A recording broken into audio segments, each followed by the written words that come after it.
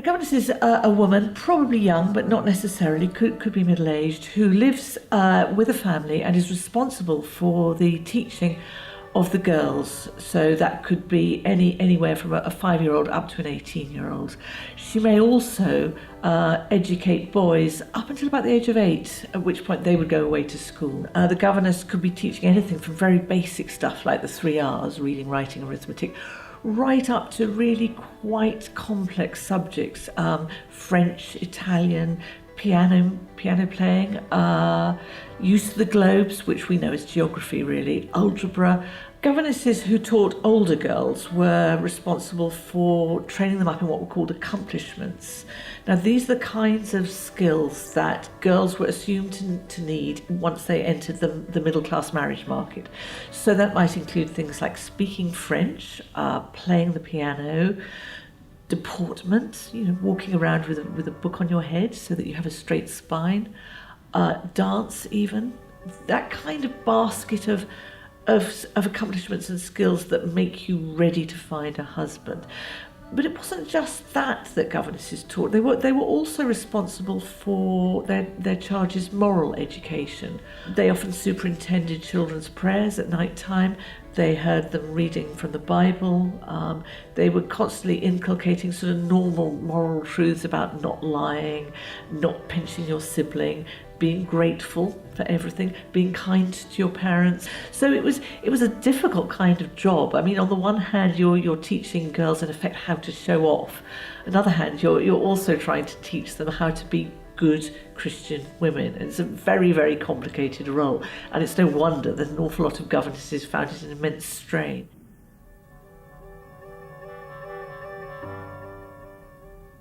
The sort of person who was most likely to become a governess was a young woman from a middle-class home, that is an educated home, who for some reason just didn't have a source of income. Her father perhaps had failed as a businessman, or perhaps her brother had lost his job, perhaps her mother had died. There was some reason why she didn't have enough money and she needed to go out and make some. And how she did that without losing caste, without becoming shamefully working class, was to go and live with another family, was to go and hire herself out as a sort of surrogate mother in somebody else's household.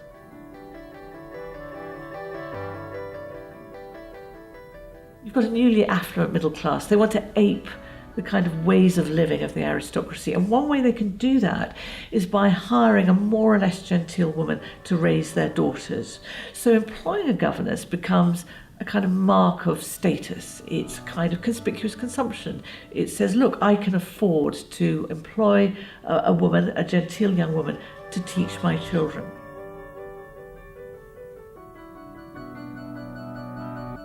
The governess occupied an incredibly awkward situation in the middle-class home. I mean, she's not one of the family, but she's not a servant either. And as a result, she found herself really very, very much alone. The family was the family. They didn't want this extra person at the dinner table. It's always awkward when you've got people whom you don't know very well. In any case, she's their employed. They can't relax in front of her. But the servants, meanwhile, don't want to be her friend. She's stuck up as far as they're concerned. They have to serve her a separate meal often in the schoolroom. She makes extra work for them. That's extra work, that's more the kind of journeys up the stairs, that's more washing up. Therefore, really nobody likes her. And it's a terribly lonely situation. I think that the phrase that really sums up the governess is betwixt and between. She's a woman who's employed to look after somebody else's children, but she doesn't have children herself. She's a genteel lady, but the family that employs her doesn't really think that she's smart enough to sit down to dinner with them. And the servants who wait on her think really that she's no better than them, and they really can't stand her stuck-up airs.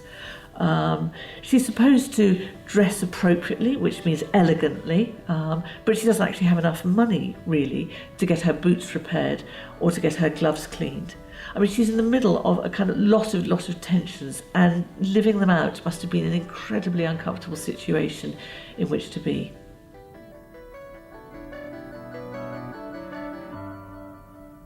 What's absolutely extraordinary is how the governess starts to pop up in novels of the period from 1840s and beyond. And if you think about Jane Eyre, she's a governess. Becky Sharp in Vanity Fair, she's also a governess.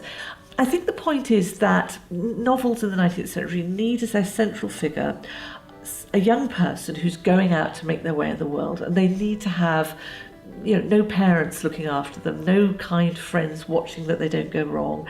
They also need not to have any money, of course, because they need to make their fortunes. And the answer really is she's going to have to be a governess. That is the only kind of 20-year-old girl who is going to have a story about going out into the world, who's going to be unprotected. Friendless is the word that the 19th century uses. A friendless girl who's going to have adventures. Who's going to be absolutely respectable. We can't have a shop girl going out into the world. That won't make sense. We can't have a prostitute going out into the world. That really won't make sense to a middle-class readership. So we have to have the governess. She's a fantastic figure for novelists.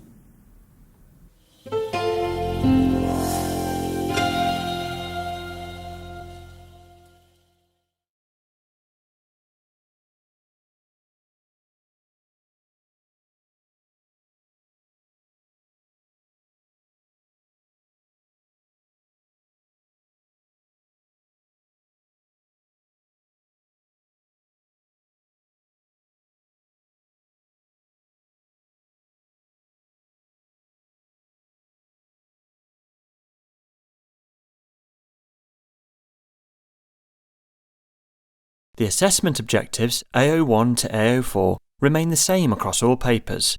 Therefore, to be successful, you must explain and analyse how the writers have conveyed their meanings through a wide range of different language and structure devices. You must do this in conjunction with relevant evidence selected from the texts. An easy way to interpret and communicate the importance of assessment objectives is to think about them in the following way. When you use selected quotations and develop explanations of meaning, significance and context in your paragraphs, then you are addressing AO1 and AO2. When you use these same quotations to analyse the range of effects created by the writer's use of language and structure devices, then you are meeting AO3. AO4 relates to the entirety of a candidate's response, but it can be explicitly addressed and reinforced in a well-developed conclusion.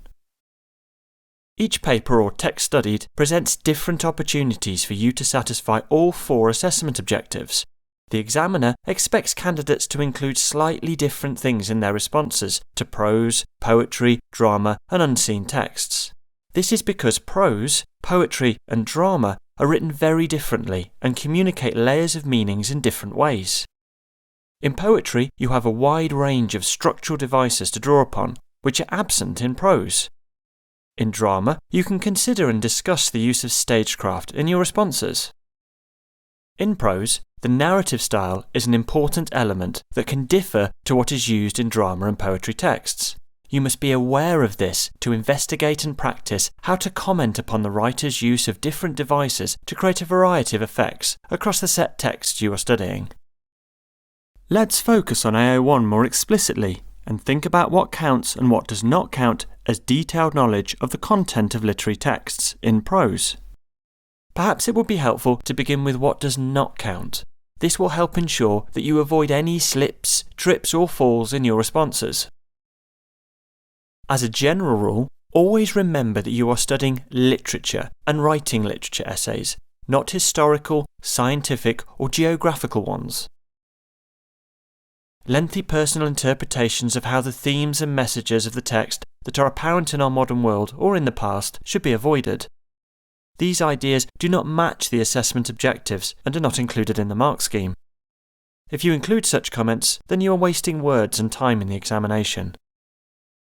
Many candidates make the mistake of including a biographical account of the writer in their essay, or a lengthy account of what it was like to live in the period that the text was written.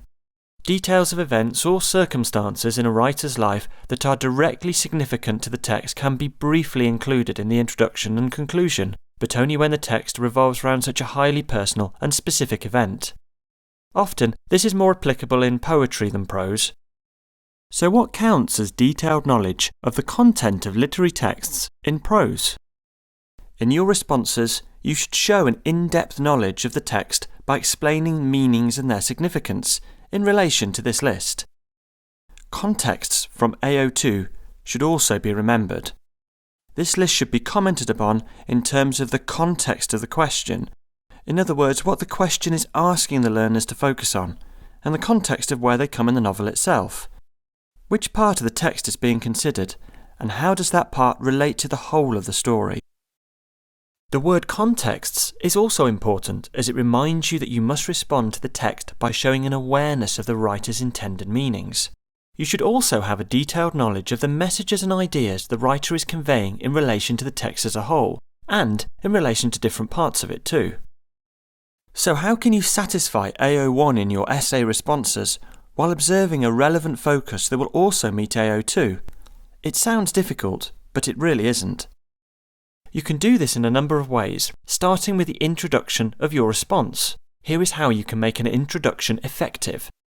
Firstly, ensure that it is not too long. You should use your introductions to show that you have a good understanding of the text, and the passage being analysed if it is a passage-based question you're responding to. Therefore, 3 to 4 lines will be sufficient. In these 3 to 4 lines, it is a good idea to try and develop a brief summary of the events and themes of the text. Okay, let's look at 1984 by George Orwell. Here's what an introduction to an answer on a passage-based question could look like. The passage is taken from Chapter 1 of the novel. The question is, explore how Orwell conveys feelings of chaos and fear in the following passage. Have a look at the example answers.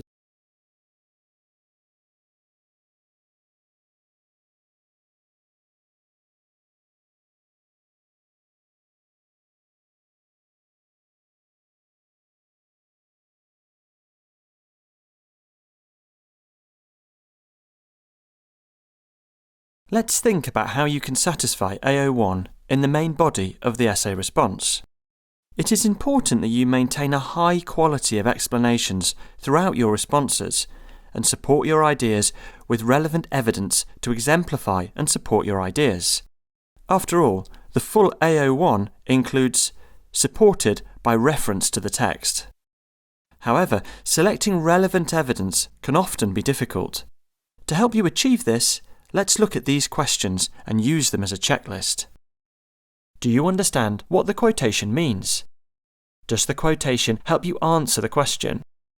How does the quotation help you explain something about the character, events, themes, setting, or atmosphere in relation to the question?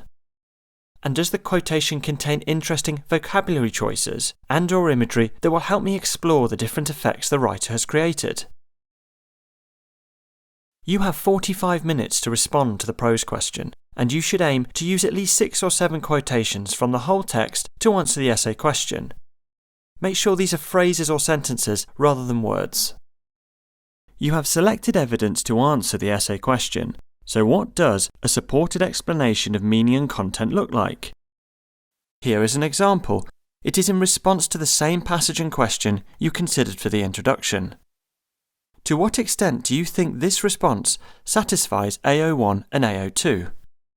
Can you spot where the candidate has responded to the surface meaning, but then elaborated on them to explore the hidden and figurative meanings contained within the quotation? Pause the video to allow some thought about these questions. You could look into the mark scheme and consider what mark this paragraph should get and why.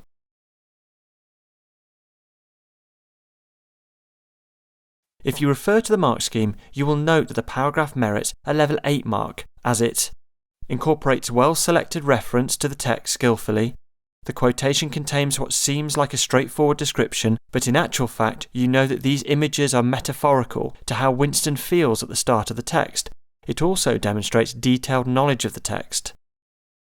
It sustains a critical understanding of the text, showing individuality and insight.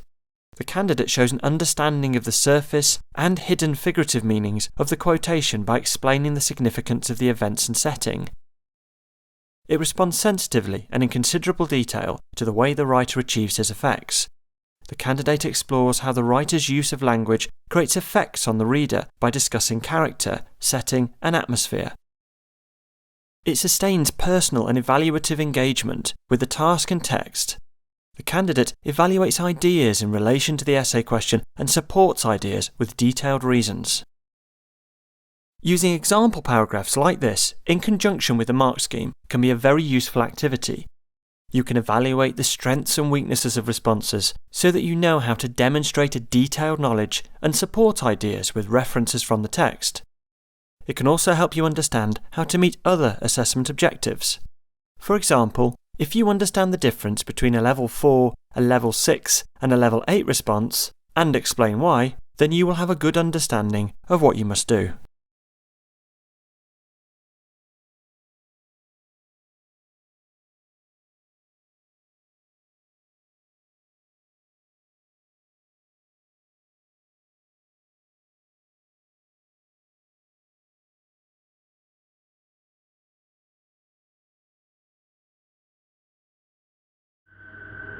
Son cœur est un luth suspendu.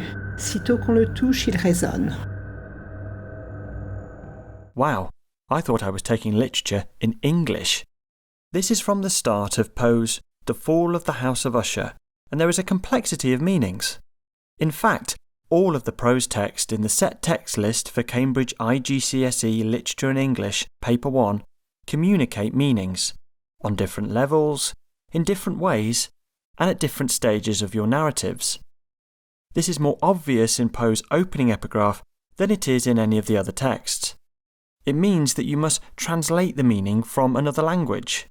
But no matter what text you've chosen, the problem of how to unpack the layers of meaning in a manageable and understandable way is often an ongoing battle.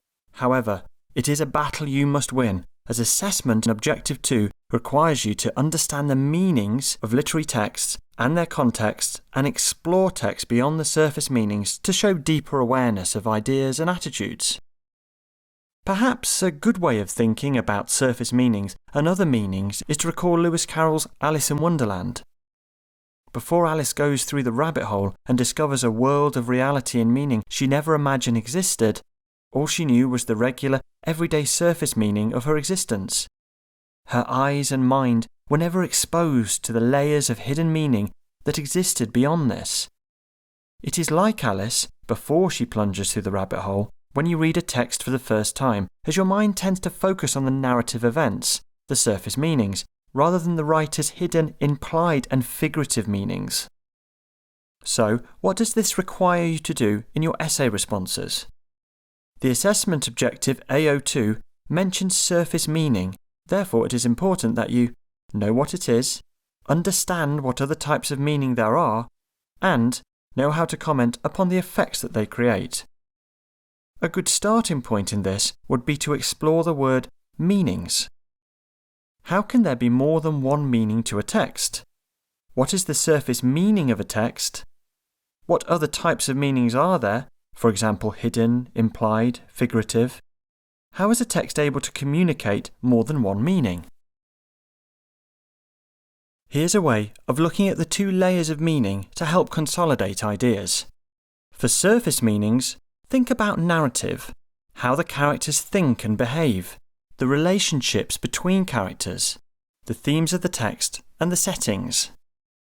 For hidden, implied, and figurative meanings, explore the effects of dramatic irony, narrative style, red herrings, foreshadowing, symbolism, allegory, imagery, and use of flashback. What makes up the surface meanings of a text constitute your literal understanding of the events, characters, and how you understand the writer's messages. Yet, the surface meanings are the tip of the iceberg, not the hidden bulk below. The hidden, implied or figurative meanings need to be explored and unpacked carefully, as these contain the writer's key ideas. They aid us in grasping a more secure and in-depth ownership of both the events and the writer's messages. If you like, these other meanings are what gives the text its buoyancy. Therefore, a careful consideration of more hidden and complicated meanings enables you to develop explanations and analysis that maximises your chances of achieving higher marks in the exam. But remember to support your ideas with detailed reasons and link your ideas to the focus of the essay question. Okay, Let's go back to Edgar Allan Poe's The Fall of the House of Usher and look at the narrative's first observation of the House of Usher. Look at the first 5 paragraphs of the text ending with the line, "Lost in the sullen waters of the Tarn." A way to unpack the surface meaning here would be to consider what descriptions of the setting add to the sense of atmosphere at the start of the story, and how these descriptions help create a strong feeling of tension and suspense. Then, explore how these descriptions convey ideas about the narrator's apprehension and fear of entering the place. To help explore the figurative, implied and hidden meanings, explore the symbolism contained within these descriptions. Think about how the descriptions of the House of Usher helps to communicate the meanings about Roderick, his sister and the Usher family. An obvious example would be the fissure that runs down the building as he arrives. How does this structural crack represent similarities in the Usher family and the character of Roderick? Explore how these descriptions give clues about subsequent events and how they foreshadow later parts of the story. Here are some other activities to help you secure your knowledge and understandings of a text's meanings. Eyre 1 is an important part of any investigation of meanings, as you must always be able to illustrate your ideas by referring to evidence from the text. Any explanation of meaning must be rooted in evidence from the text, whether it is a passage-based question or a question about the whole text. In other words, if you were to make a claim about the text, surface or figurative, this must be supported with a quotation, an explanation, and analysis in line with the writer's intended meanings, themes, and messages. So, how can you make use of these layers of meaning in your examination responses? Well, there are a number of ways of utilising your knowledge of the surface and hidden meanings of a text. It is important to look at the layers of meaning. Use these sentence starters to help form explanations and analysis of quotations to discuss both the surface and figurative meanings of a text in an examination response. His heart is a tightened lute. As soon as one touches it, it echoes. The epigraph of Poe's Gothic short story offers much in terms of preparing the reader for the surface meaning of the text and signalling the important meanings relating to the character of Roderick and perhaps the narrator, as well as the story's events. After the first reading, this is the entrance to the rabbit hole.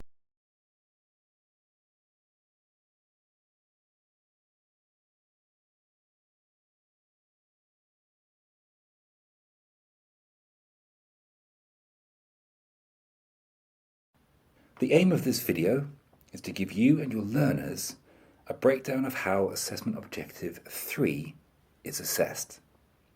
However, remember that for each candidate's answer, all 4 assessment objectives are considered by the examiner. The best candidate responses will consider all 4 when answering the question.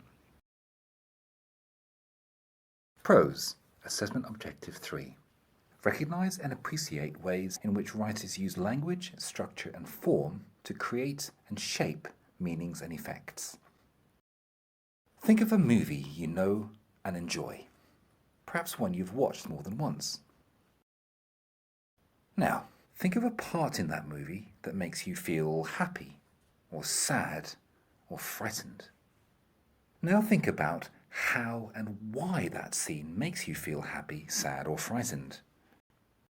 What is it about that part of the movie that makes you feel this way?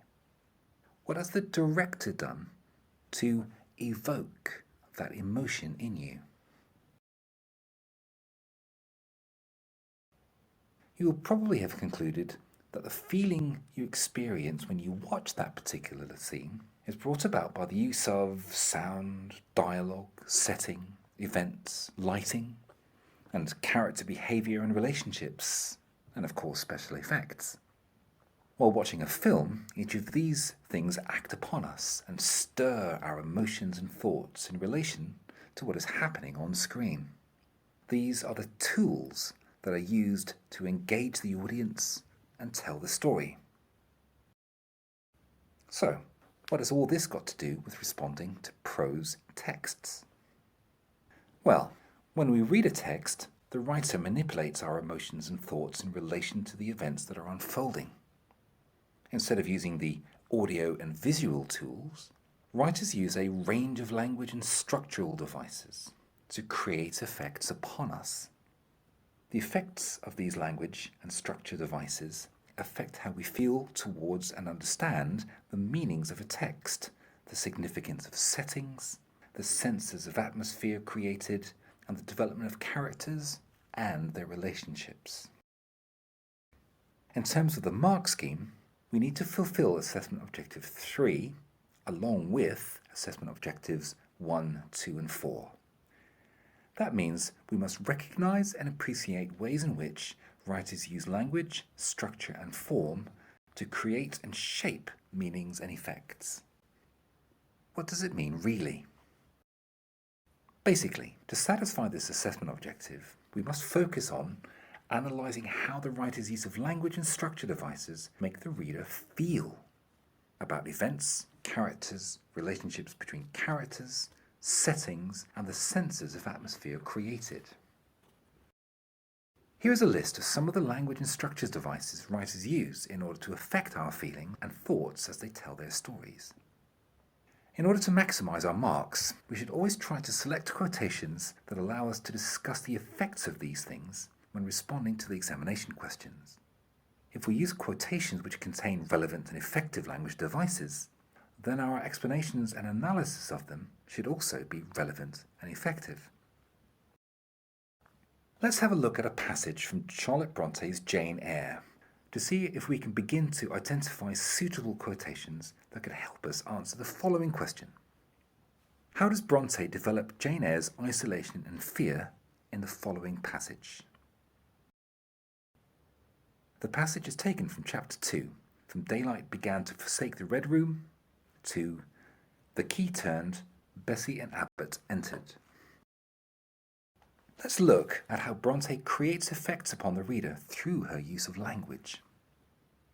There is not much opportunity here to discuss the use of structural devices.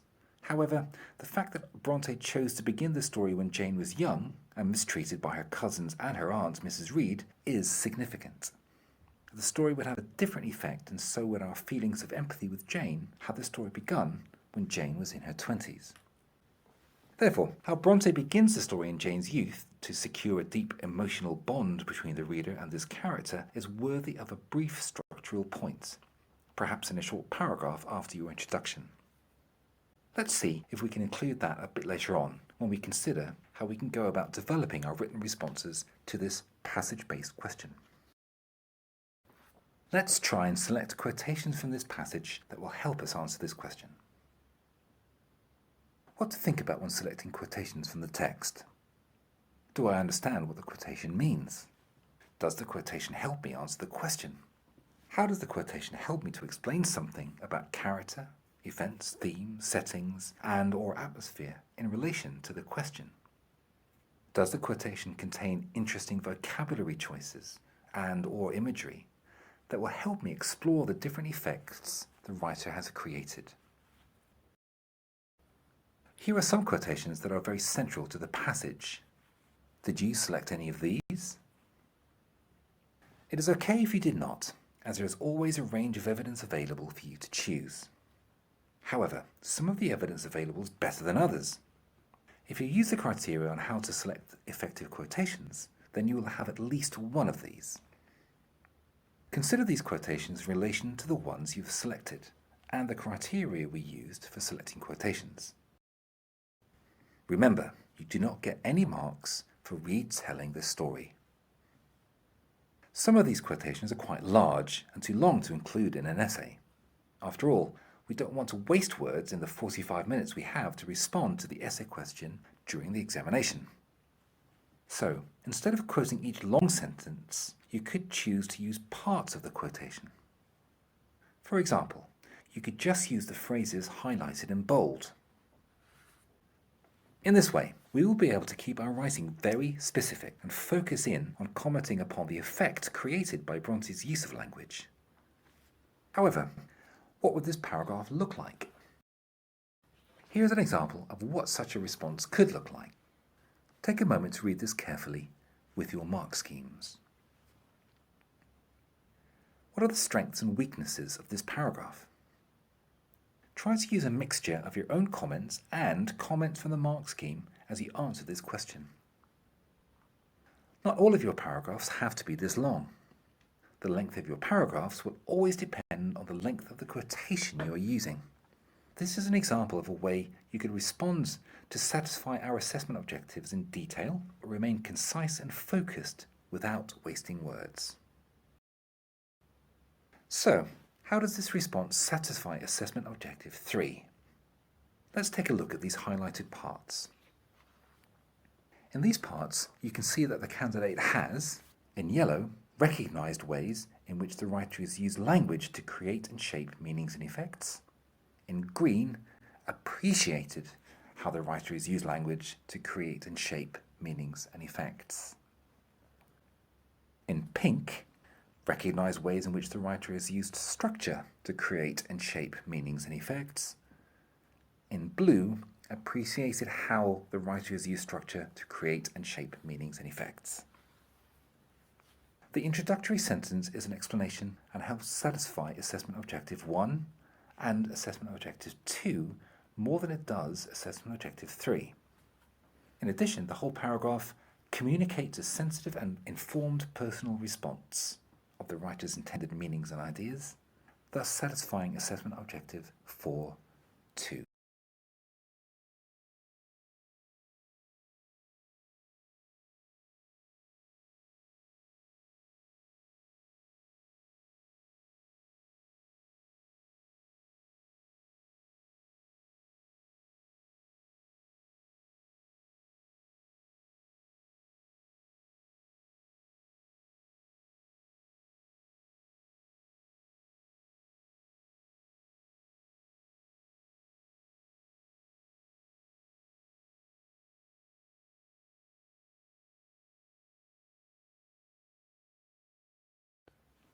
The aim of this video is to give you and your learners a breakdown of how assessment objective 4 is assessed.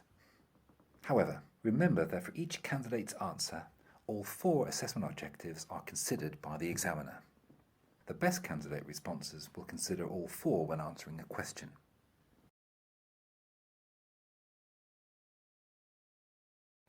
Prose assessment objective 4.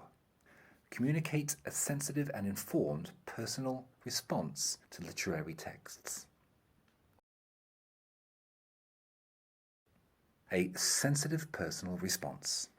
You need to have a secure and considered knowledge and understanding of the text and the writer's intended meanings and messages. Assessment objective 4 requires you to reflect and incorporate these ideas you have expressed in relation to assessment objectives 1, 2, and 3. Assessment objective 4 states that you must respond in a personal way. However, this does not mean you should freely express any ideas, opinions, or value judgments that you have about the text and the writer. You should definitely avoid this when answering the exam question.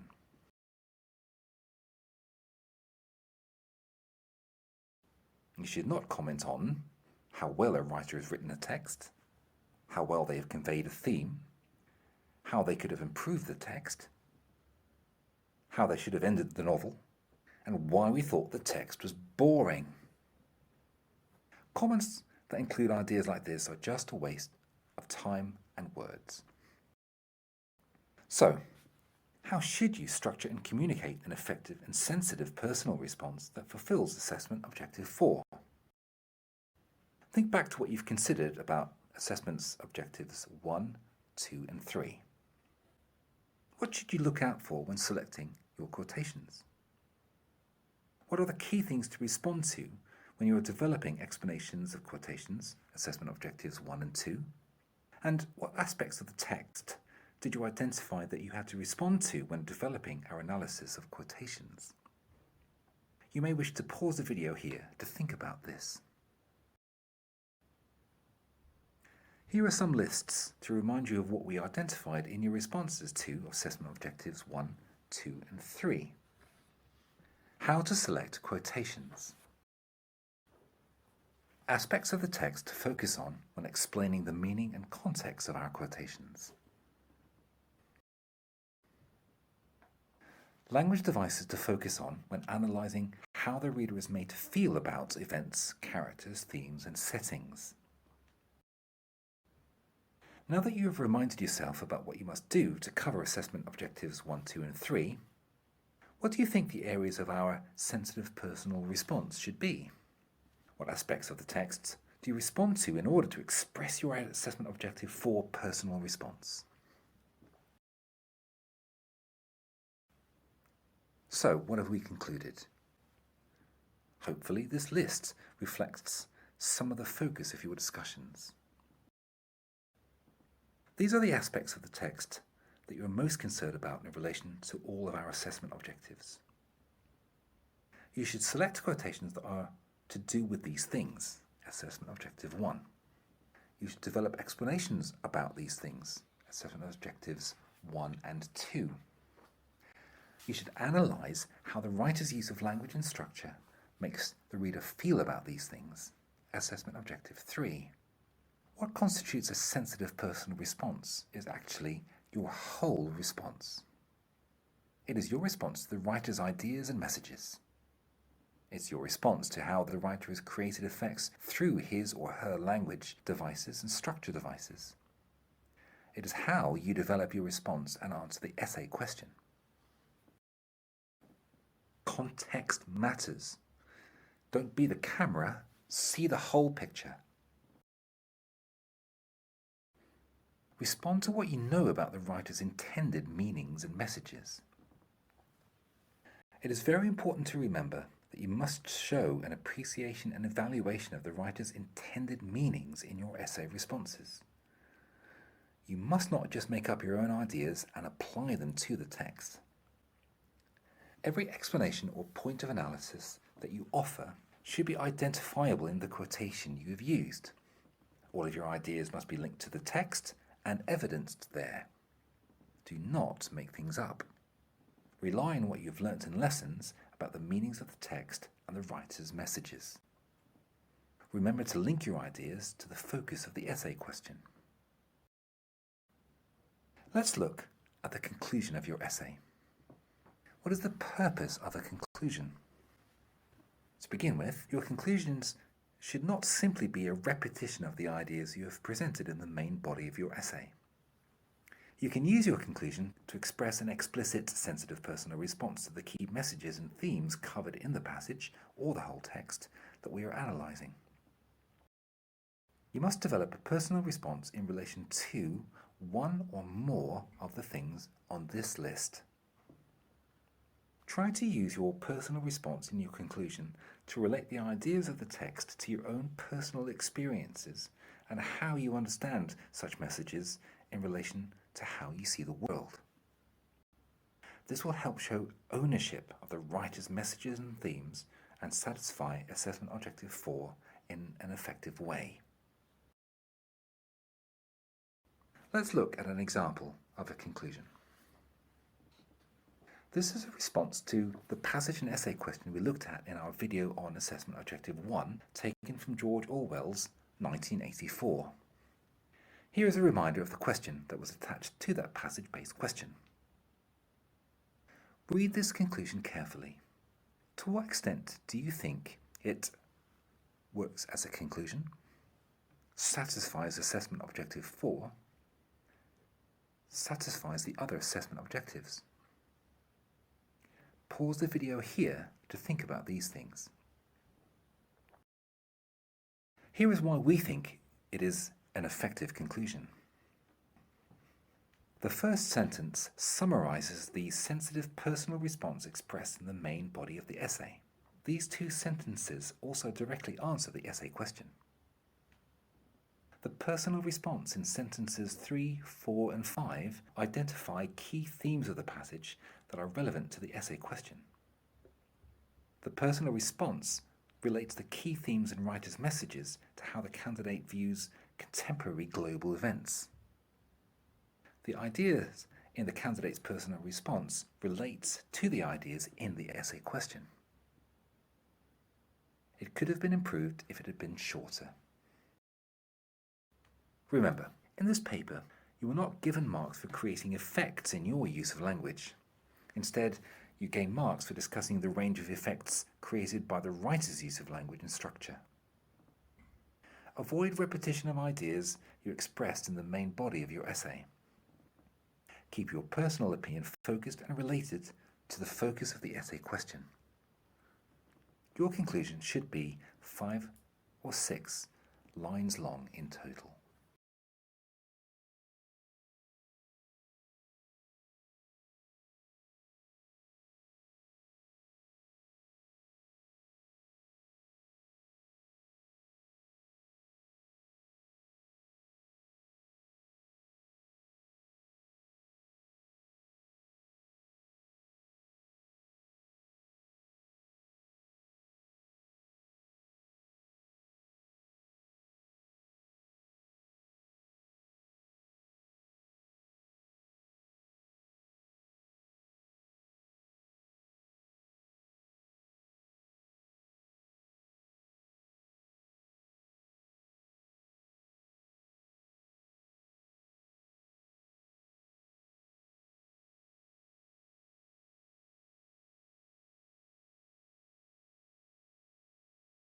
You been?